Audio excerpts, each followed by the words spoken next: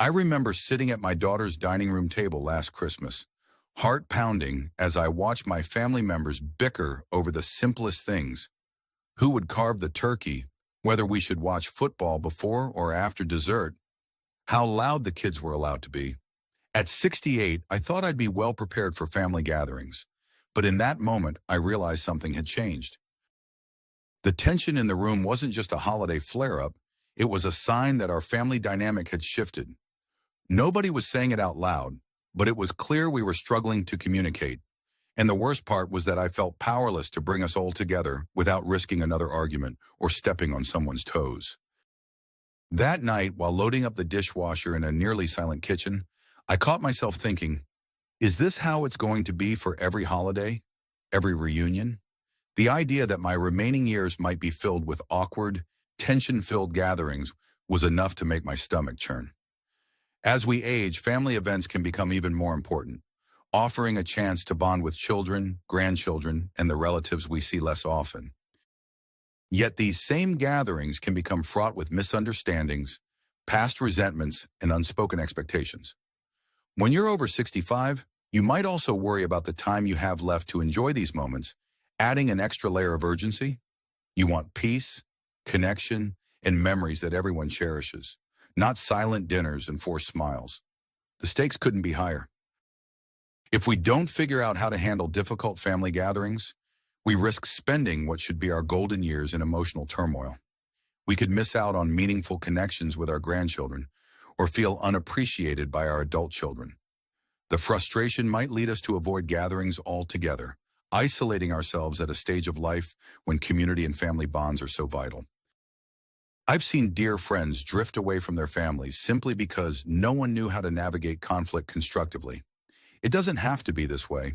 Today I'm going to share 5 strategies to help you transform challenging family events into fulfilling experiences.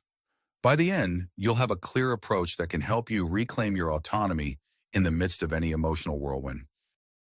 You'll see how small, intentional changes can encourage respect from your children and grandchildren, reduce bickering, and foster genuine connection, no matter what issues might come up. Stay with me, because the 5th strategy we'll discuss is one that very few people talk about, and it has the potential to shift even the most stubborn family dynamic practically overnight. This isn't just personal opinion. Many specialists and family counselors are finally recognizing the unique challenges seniors face when trying to maintain harmony during reunions. So if you've ever felt sidelined or misunderstood at a family event, know that you're not alone, and that this advice is backed by real-life experience and professional insight. Before we dive in, take a moment to subscribe if you haven't already, and click the notification bell. That way you won't miss future videos on topics that matter to those of us 65 and older. Also, leave a comment below with a 1 if you find this helpful at any point. Your feedback not only supports this channel, but also helps me tailor the content to your needs. Let's get started with the first strategy to handle difficult family gatherings after 65. It's something that might feel counterintuitive at first, but once you understand it, you'll see why it's so powerful. The first approach is this: sometimes you have to do the exact opposite of what your instincts tell you. Most of us have been led to believe that if someone in the family is angry or upset, you should steer clear of any mention of the conflict, tiptoe around it, and just let things blow over. That advice might work for minor disagreements, but for deeply rooted issues or tension that resurfaces every holiday, a purely hands-off approach can lead to more trouble in the long run. You end up with resentment simmering beneath the surface, ready to boil over the minute someone says the wrong thing. This is especially true when you're older and family members see you as an authority figure or a mediator by default. Let's clear up one big misconception. People often think, I'm older now, it's not my place to interfere. I should just let the kids work it out. But the truth is that your perspective is invaluable. You've probably experienced more conflict resolution moments in your life than you can count. Raising children, managing work relationships, dealing with life's ups and downs. Younger family members might roll their eyes, but deep down, they respect your experience. They just might not know how to ask for your help. Consider the story of Evelyn, who was 73. For years, her 2 sons barely spoke to each other at family dinners. Each believed the other was responsible for an ancient feud over money, an argument that dated back to their early 20s. Evelyn tried the stay out of it approach, thinking they'd resolve it on their own. Instead, the hostility grew until one Thanksgiving, both sons stormed out. Evelyn was devastated. She decided enough was enough. Instead of tiptoeing, she called them both the next day and calmly explained how their feud affected her. She told them that while she respected their feelings, she couldn't stand by and watch the family fracture any longer. She also assured them that she wasn't taking sides but wanted them to see how much pain it caused everyone, especially her. What happened next was surprising. Neither son had realized how deeply it hurt her. They had been so caught up in proving themselves right that they forgot who was watching. A few conversations later, they agreed to put aside the old grudge, if not for their own sakes, then for their mothers'. Their dinners didn't instantly become perfect, but the explosive hostility was gone. Gradually, the relationship mended, and Evelyn now proudly shares that both sons even planned her last birthday party together. The key was confronting the issue head-on, guided by genuine concern and empathy. The practical step here is to learn how to address conflicts early and openly, rather than letting them grow. You could start with a private conversation, one-on-one, away from the chaos of a holiday meal. Ask a question that opens the door to real communication. I've noticed some tension between you and your sister. How can we make our next gathering more comfortable for everyone? By making it a collaborative conversation, you send the message that you value their feelings and want to help. You're not blaming anyone, just inviting them to see the bigger picture. And the emotional benefit? You regain a sense of influence and independence in your family's well-being.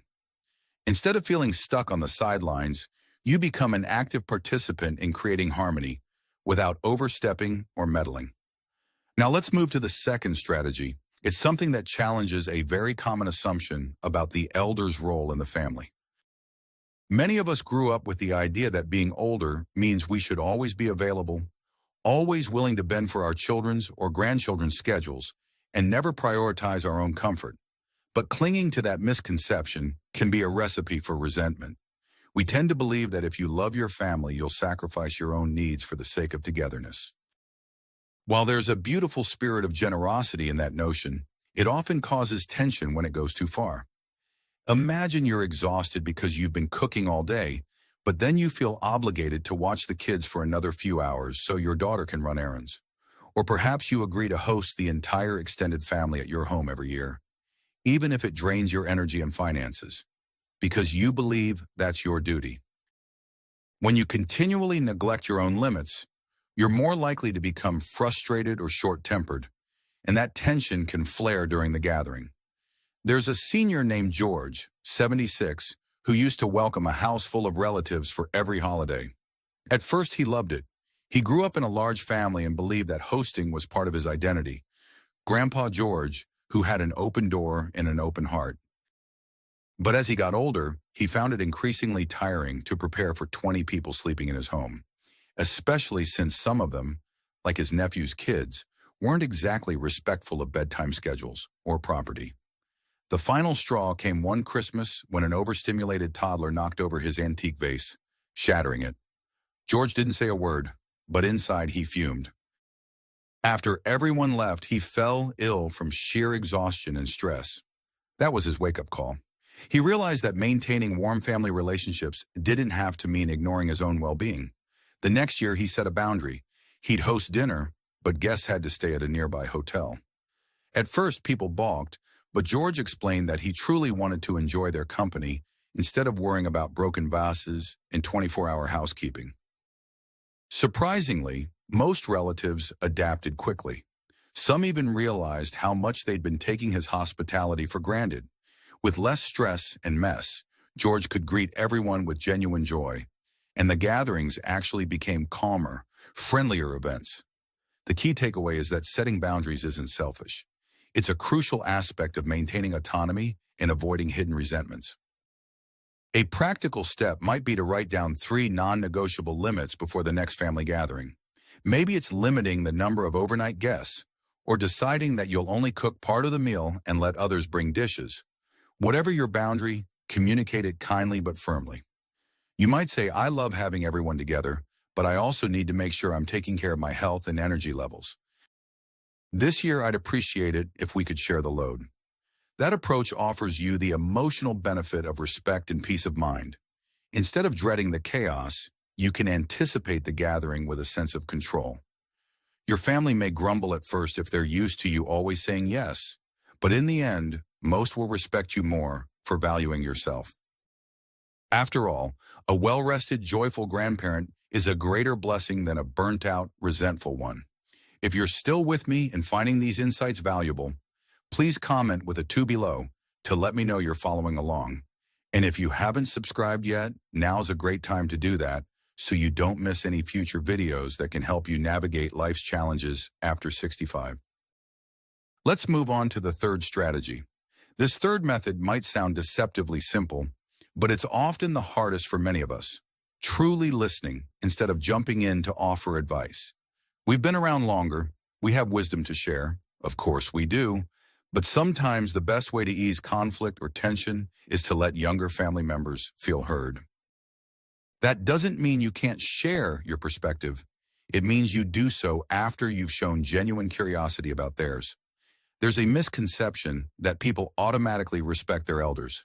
While that might have been true in previous generations, today's culture encourages individualism and personal opinions for everyone, young and old alike. If your adult children or grandchildren sense that you're not really listening, they'll stop confiding in you, and it becomes much harder to resolve any issues lurking under the surface. Let me tell you about Sheila, who's 68. Sheila and her 40-year-old daughter, Linda, used to clash at every family dinner. Linda felt that Sheila was always criticizing how she raised her kids. Sheila felt Linda was too sensitive and disrespectful. One day, Sheila decided to try something new. When Linda started complaining that, "You're always making comments about the kids going to bed late," Sheila held back her immediate response. Instead, she asked, "Why does that bother you so much? I want to understand." At first, Linda was suspicious, but then she explained how she felt judged and incompetent, especially when her mother suggested an earlier bedtime. Linda was already feeling guilty about working long hours, and Sheila's remarks felt like an attack on her parenting. Sheila realized she'd been giving advice without acknowledging Linda's emotional state.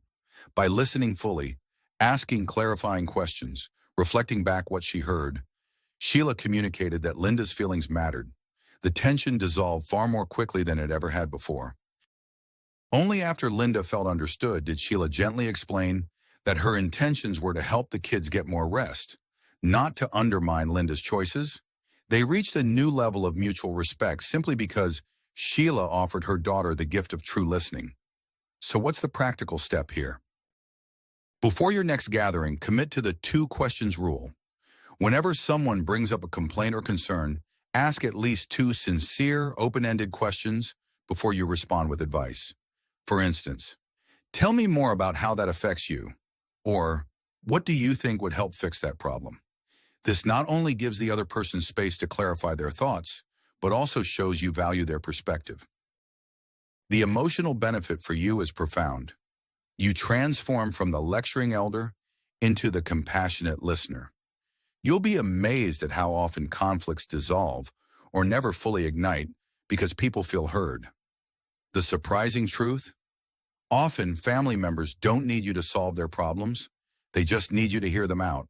And ironically, once they know you're genuinely listening, they're more receptive to the wisdom you do have to offer. It's a subtle but powerful way to reclaim your influence in a positive manner, preserving both your dignity and theirs. Now let's move to our 4th strategy, which challenges a very pervasive misconception, that once a family dynamic is set, there's no changing it. You might think, "Oh, the kids have always argued like this," or "My siblings never get along," and assume it's just part of the deal. But families evolve, relationships shift, and you as a senior member have a unique opportunity to guide that evolution if you're willing to embrace new approaches. A lot of people mistakenly believe that people don't change, especially older folks who've watched the same patterns repeat for decades. But here's the reality. People can and do change when they encounter a new perspective or a new motivation. Sometimes the catalyst is a health scare, a financial setback, or the simple realization that time is limited. If you assume your family's conflicts are etched in stone, you miss the chance to initiate small but meaningful transformations. Take Carlos, age 69, who'd always been known as the quiet one in his large family. He rarely voiced his opinion at gatherings, letting louder relatives dominate the conversation. His passivity contributed to a dynamic where certain family members felt unheard, while others took control. Over time, that imbalance led to resentment and heated arguments, particularly between his daughter and daughter-in-law. Finally, after seeing the same shouting match at multiple get-togethers, Carlos decided he had a choice: remain silent or speak up to propose a different way of interacting. He started by calling a family meeting 2 weeks before their annual reunion. He said, "I've been thinking about how we can make our gatherings more fun and less stressful. I know it sounds formal, but I'd like each person to have a few minutes to speak without interruption."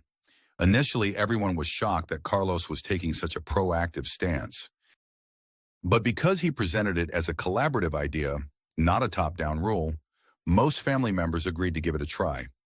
At their next reunion, they set aside some time to let everyone share what was new in their lives, without cross-talk or interruptions.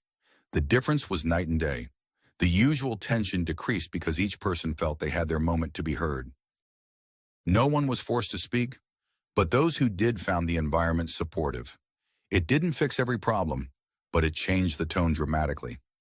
The practical tip here: don't be afraid to introduce something different: an icebreaker, a talking stick, a themed activity, or even a quiet hour with no devices. You might say, "I know we've done things the same way for years, but I'd like us to try something new to make sure everyone gets a turn." The emotional benefit is that you stop feeling like a bystander in your own family. You assert gentle leadership that can shift the dynamic toward mutual respect.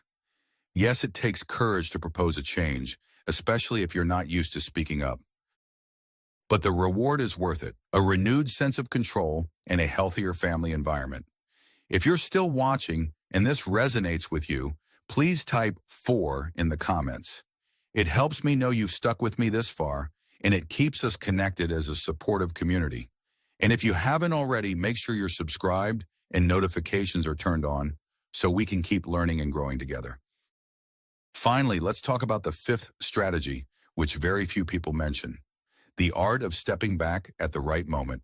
This might sound contradictory, given everything we've discussed about open communication and proactive approaches, but there's a special balance between engagement and detachment that can bring you immense peace, and it has to do with recognizing what is truly beyond your control. The common misconception is that as the elder, you should be able to fix any problem if you just try hard enough, give the right advice, set the right boundaries, or mediate the right conversation. But the truth is, some conflicts have to run their course. Some emotional wounds require time and personal growth that you can't accelerate. If you force the issue, you risk pushing people away or draining your own emotional reserves. Let me share the story of Bernice, who's 80. For years, her granddaughter refused to speak to her daughter-in-law due to a fallout over how the granddaughter's wedding was planned. Bernice tried all the strategies: direct conversations, family sit-downs, heartfelt letters. Nothing seemed to help. At a certain point, Bernice realized that these two had issues so deep that only they could decide to reconcile. No matter how much Bernice wanted peace, she couldn't force them to make amends. So she took a step back. She made it clear she loved them both, but also gently stated she wouldn't take sides or try to mediate further. Whenever a new family gathering arose, she invited both parties and let them decide whether to attend. The surprising outcome? By removing herself from the role of perpetual mediator, she reduced the pressure that her granddaughter and daughter-in-law felt. They didn't feel cornered or guilted into reconciliation.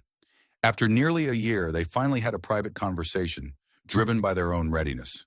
Bernice was amazed to see that sometimes letting people work through their own emotional timelines can be the most loving and autonomous thing you can do. A practical step for you might be to identify 1 or 2 family issues that have been persistent and acknowledge which parts are genuinely out of your hands. Ask yourself, have I done everything reasonable to foster understanding? If so, can I find peace in letting things unfold without my constant intervention? This doesn't mean abandoning your family. It means recognizing that real reconciliation often happens from within. The emotional benefit is immense. You release yourself from the burden of fixing everything. And in doing so, you maintain your mental and emotional independence. Think of it like this.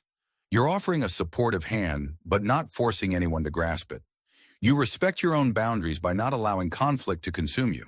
And that's a deeply empowering realization for anyone in their golden years. You can still love wholeheartedly without bearing the weight of every unresolved tension on your shoulders. Now that we've explored these 5 strategies, directly addressing issues rather than tiptoeing around them, setting firm boundaries for your own well-being, listening deeply to others before offering solutions, introducing new dynamics to break old patterns, and knowing when to step back, you have a toolkit to transform difficult family gatherings into opportunities for genuine connection. Take a moment to let these ideas soak in. Picture yourself 6 months from now, hosting or attending a family event without the dread that used to creep in. Instead of bracing for conflict, you feel prepared. You know how to navigate disagreements with grace. You know how to prioritize your own energy and well-being, so you can be fully present. You even know when to let go and let family members work out their own issues. That sense of calm confidence can be yours, starting today. Time is precious, and I urge you not to let another family gathering go by without implementing at least one of these strategies. Think of that tense relationship in your family, or that recurring argument that has never been fully resolved. Imagine how different your next reunion could feel if you took a proactive step. Whether it's gently opening up a conversation you've been avoiding, or finally setting the boundary you've needed for years. The longer you wait, the more entrenched these patterns become, and the harder it is to break them. There's real urgency here because every missed opportunity is a lost moment of peace, love, and connection. Which of these 5 approaches speaks most directly to your situation? Can you see yourself talking openly with a child who's been distant, or maybe setting new rules for who stays overnight in your home? Visualize how these changes will affect your mood, your sense of independence, and your bond with family members. This is your journey, and small steps can lead to huge transformations in how you experience family life after 65. I encourage you to pick at least one step to implement right away. Maybe it's a phone call later today, or a conversation the next time you see your grandchild.